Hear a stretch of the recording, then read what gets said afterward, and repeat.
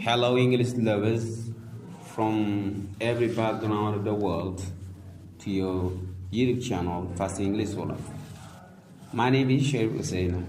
So our lesson today will talk about some important phrases or some important sentences. How to pray in English and how to say Sallallahu Alaihi Wasallam. So on. Assalamu alaikum wa rahmatullahi wa barakatuh.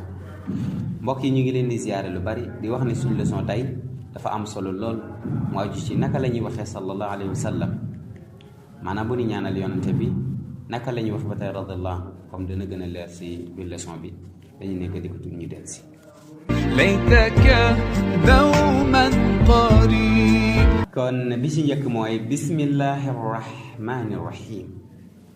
Bismillahir rahmanir rahim naka lañ ko waxe ci anglais léeg-léeg dañu am jafe-jafe suñ ko bëggee bind mais mën nga ci am in the name of Allah, the most gracious, the most merciful.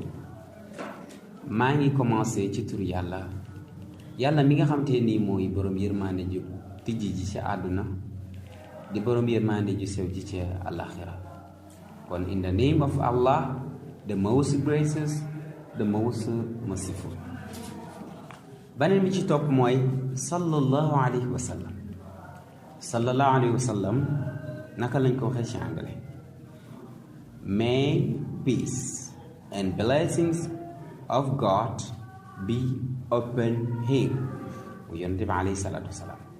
Peace mooy jàmm, blessings mooy ay xewal bi maanaam sallallahu alayhi wa sallam.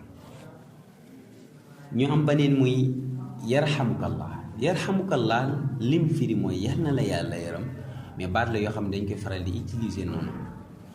May God have mercy on you.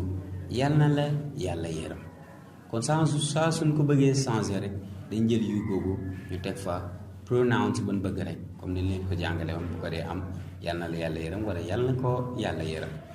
beneen bi ci topp mooy radiyallahu anhu yal na ko yàlla gërëm maanaam bu ñu tuddee kilifa yi ni ki ñu tudd Omar wala ñu tudd Ousmane wala ñu tudd Serigne Touba wala Serigne Alhaji Malick wala képp ku baax rek nga xam te ni moom aw yiw rek la fi nekk woon mën nga ko wax loolu kon boobaa dañuy wax may God be pleased with him.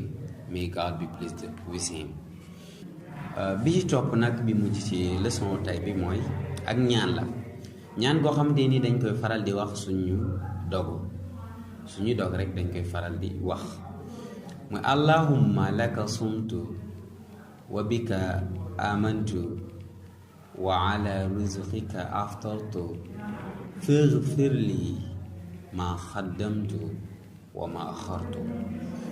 muy ci firim wolof yow yàlla yow kase lay wooral yow yaa tax may woor yow laa gëm yow yàlla si sa xéewali ci lay dog kon jéggal ma li ma jiital ci bàkkaar ak mboolem loo xamante ni dinaa ko defaat ci bàkkaar wala maa ngi koy def.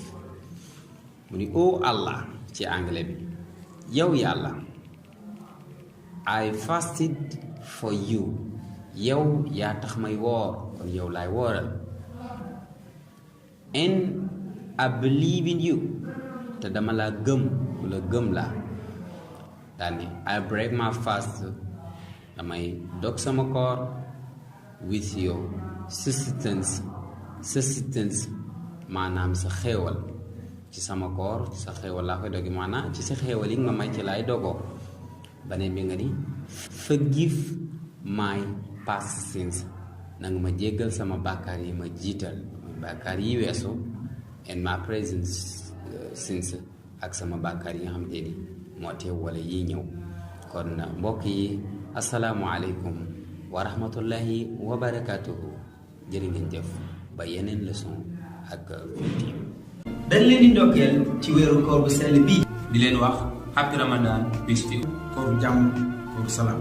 Ramadan laytaka dawman qarib. dañ leen di ndokkeel ci weeru koor bu sell bii di leen wax happy Ramadan bis fi koor jàmm koor salaam. Ramadan laytaka dawman qarib.